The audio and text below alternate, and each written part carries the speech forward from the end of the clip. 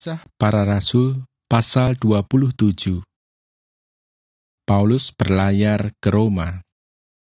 Setelah diputuskan bahwa kami akan berlayar ke Italia, maka Paulus dan beberapa orang tahanan lain diserahkan kepada seorang perwira yang bernama Julius dari pasukan Kaisar. Kami naik ke sebuah kapal dari Adramitium yang akan berangkat ke pelabuhan-pelabuhan di sepanjang pantai Asia, lalu kami bertolak. Aristarkus, seorang Makedonia dari Tesalonika, menyertai kami. Pada keesokan harinya kami singgah di Sidon. Julius memperlakukan Paulus dengan ramah dan memperbolehkannya mengunjungi sahabat-sahabatnya supaya mereka melengkapkan keperluannya. Oleh karena angin sakal, kami berlayar dari situ menyusur pantai Siprus. Dan setelah mengarungi laut di depan Kilikia dan Pamfilia, sampailah kami di Mira, di daerah Likia. Di situ perwira kami menemukan sebuah kapal dari Alexandria yang hendak berlayar ke Italia. Ia memindahkan kami ke kapal itu. Selama beberapa hari berlayar, kami hampir-hampir tidak maju dan dengan susah payah kami mendekati Knidus. Karena angin tetap tidak baik, kami menyusur pantai Kreta melewati Tanjung Salmone. Sesudah kami dengan susah payah melewati tanjung itu, sampailah kami di sebuah tempat bernama Pelabuhan Indah, dekat kota Lasea. Sementara itu sudah banyak waktu yang hilang. Waktu puasa sudah lampau dan sudah berbahaya untuk melanjutkan pelayaran.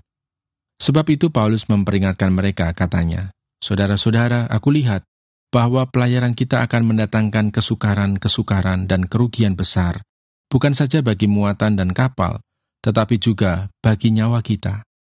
Tetapi perwira itu lebih percaya kepada jurumudi dan nahkoda daripada kepada perkataan Paulus. Karena pelabuhan itu tidak baik untuk tinggal di situ selama musim dingin, maka kebanyakan dari mereka lebih setuju untuk berlayar terus dan mencoba mencapai kota Phoenix untuk tinggal di situ selama musim dingin. Kota Phoenix adalah sebuah pelabuhan pulau Kreta yang terbuka ke arah barat daya dan ke arah barat laut. Pada waktu itu angin sepoi-sepoi bertiup dari selatan. Mereka menyangka bahwa maksud mereka sudah tentu akan tercapai. Mereka membongkar sauh, lalu berlayar dekat sekali menyusur pantai Kreta. Kapal terkandas. Tetapi tidak berapa lama kemudian, turunlah dari arah pulau itu angin badai yang disebut angin timur laut. Kapal itu dilandanya dan tidak tahan menghadapi angin haluan. Karena itu kami menyerah saja dan membiarkan kapal kami terombang-ambing. Kemudian kami hanyut sampai ke pantai sebuah pulau kecil bernama Kauda, dan di situ dengan susah payah kami dapat menguasai sekoci kapal itu. Dan setelah sekoci itu dinaikkan ke atas kapal, mereka memasang alat-alat penolong dengan meliliti kapal itu dengan tali. Dan karena takut terdampar di peting Sirtis, mereka menurunkan layar dan membiarkan kapal itu terapung-apung saja. Karena kami sangat hebat diombang-ambingkan angin badai, maka pada keesokan harinya mereka mulai membuang muatan kapal ke laut. Dan pada hari yang ketiga mereka membuang alat-alat kapal dengan tangan mereka sendiri. Setelah beberapa hari lamanya, baik matahari maupun bintang-bintang tidak kelihatan, dan angin badai yang dahsyat terus-menerus mengancam kami. Akhirnya putuslah segala harapan kami untuk dapat menyelamatkan diri kami. Dan karena mereka beberapa lamanya tidak makan, berdirilah Paulus di tengah-tengah mereka dan berkata, "Saudara-saudara, jika sekiranya nasihatku dituruti, supaya kita jangan berlayar dari Kreta, kita pasti terpelihara dari kesukaran dan kerugian ini. Tetapi sekarang, juga dalam kesukaran ini, aku menasihatkan kamu, supaya kamu tetap bertabah hati, sebab tidak seorang pun di antara kamu yang akan binasa, kecuali kapal ini. Karena tadi malam seorang malaikat dari Allah, yaitu dari Allah yang aku sembah sebagai miliknya, berdiri di sisiku, dan ia berkata, 'Jangan takut, Paulus, engkau harus menghadap Kaisar, dan sesungguhnya, oleh karunia Allah, maka semua orang yang ada bersama-sama dengan engkau di kapal ini akan selamat karena engkau. Sebab itu, tabahkanlah hatimu, saudara-saudara, karena aku percaya kepada Allah, bahwa semuanya pasti terjadi sama seperti yang dinyatakan kepadaku. Namun kita harus mendamparkan kapal ini di salah satu pulau.' Malam yang ke-14 sudah tiba, dan kami masih tetap terombang-ambing di Laut Adria. Tetapi kira-kira tengah malam anak-anak kapal merasa bahwa mereka telah dekat daratan. Lalu mereka mengulurkan batu duga, dan ternyata air di situ 20 depa dalamnya. Setelah maju sedikit, mereka menduga lagi, dan ternyata 15 depa. Dan karena takut bahwa kami akan terkandas di salah satu batu karang, mereka membuang 4 sauh di buritan, dan kami sangat berharap mudah-mudahan hari lekas siang. Akan tetapi anak-anak kapal berusaha untuk melarikan diri dari kapal. Mereka menurunkan sekoci dan berbuat seolah-olah mereka hendak melabuhkan beberapa sauh di haluan. Karena itu Paulus berkata kepada perwira dan prajurit-prajuritnya, "Jika mereka tidak tinggal di kapal, kamu tidak mungkin selamat." Lalu prajurit-prajurit itu memotong tali sekoci dan membiarkannya hanyut. Ketika hari menjelang siang, Paulus mengajak semua orang untuk makan, katanya, "Sudah 14 hari lamanya kamu menanti-nanti saja, menahan lapar dan tidak makan apa-apa. Karena itu aku menasihati kamu supaya kamu makan dahulu. Hal itu perlu untuk keselamatanmu. Tidak seorang pun di antara kamu akan kehilangan sehelai pun dari rambut kepalanya." Sesudah berkata demikian, ia mengambil roti, mengucap syukur kepada Allah di hadapan semua mereka, memecah-mecahkannya, lalu mulai makan. Maka kuatlah hati semua orang itu, dan mereka pun makan juga. Jumlah kami semua yang di kapal itu 276 jiwa. Setelah mereka kenyang, mereka membuang muatan gandum ke laut untuk meringankan kapal itu. Dan ketika hari mulai siang, mereka melihat suatu teluk yang rata pantainya. Walaupun mereka tidak mengenal daratan itu, mereka memutuskan untuk sedapat mungkin mendamparkan kapal itu ke situ. Mereka melepaskan tali-tali sauh, lalu meninggalkan sauh-sauh itu di dasar laut. Sementara itu mereka mengulurkan tali-tali kemudi, memasang layar topang, supaya angin meniup kapal itu menuju pantai. Tetapi mereka melanggar busung pasir, dan terkandaslah kapal itu. Haluannya terpancang dan tidak dapat bergerak, dan buritannya hancur dipukul oleh gelombang yang hebat. Pada waktu itu prajurit-prajurit bermaksud untuk membunuh tahanan-tahanan, supaya jangan ada seorang pun yang melarikan diri dengan berenang. Tetapi perwira itu ingin menyelamatkan Paulus.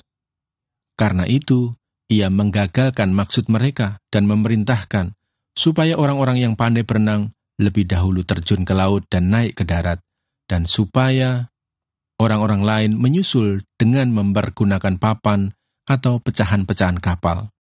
Demikianlah mereka semua selamat naik ke darat.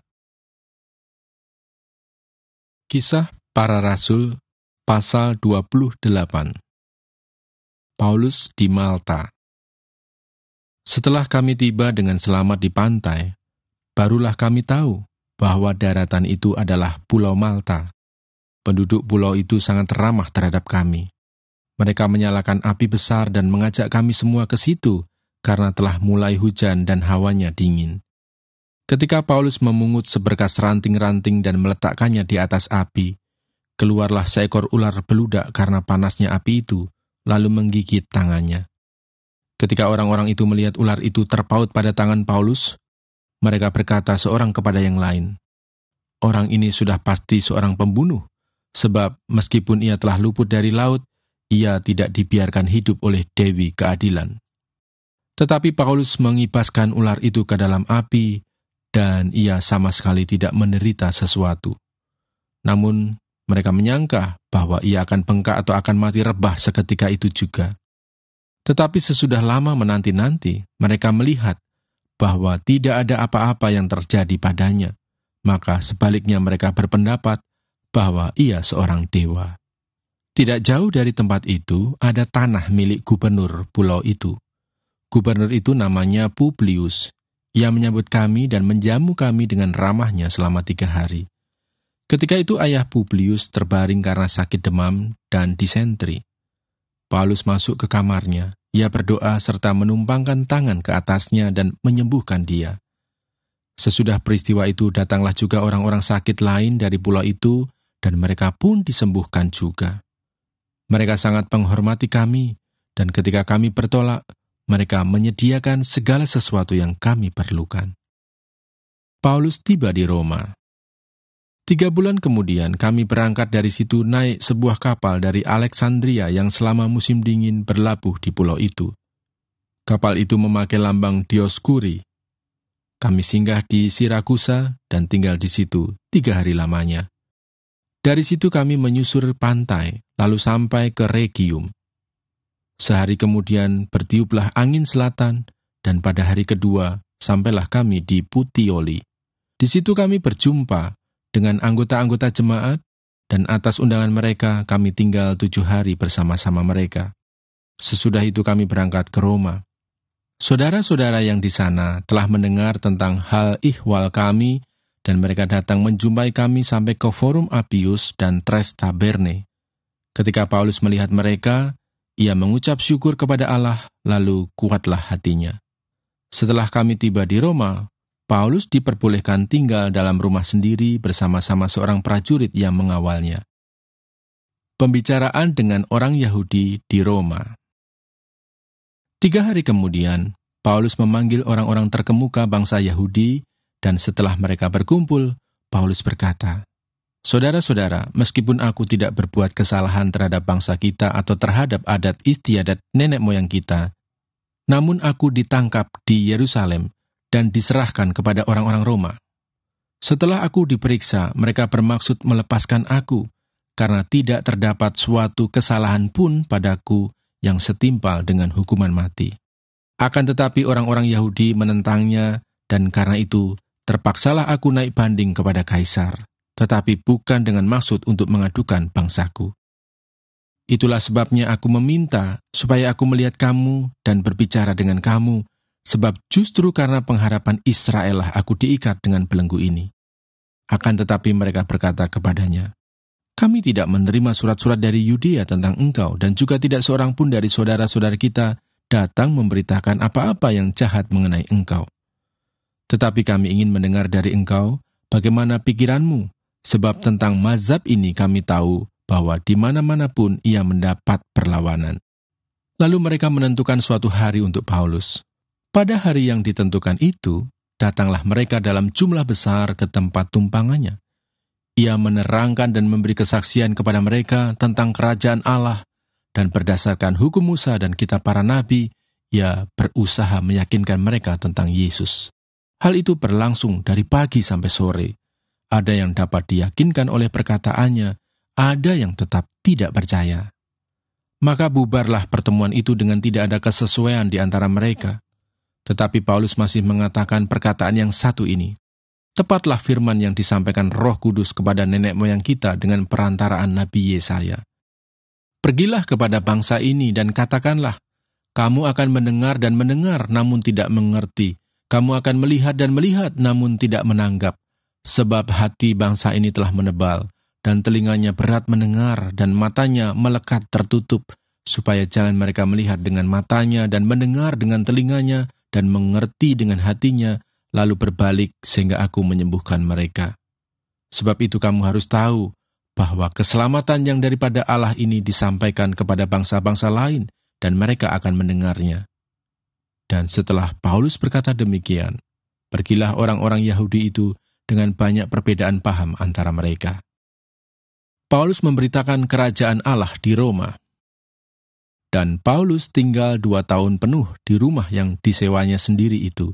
Ia menerima semua orang yang datang kepadanya. Dengan terus terang dan tanpa rintangan apa-apa, ia memberitakan kerajaan Allah dan mengajar tentang Tuhan Yesus Kristus.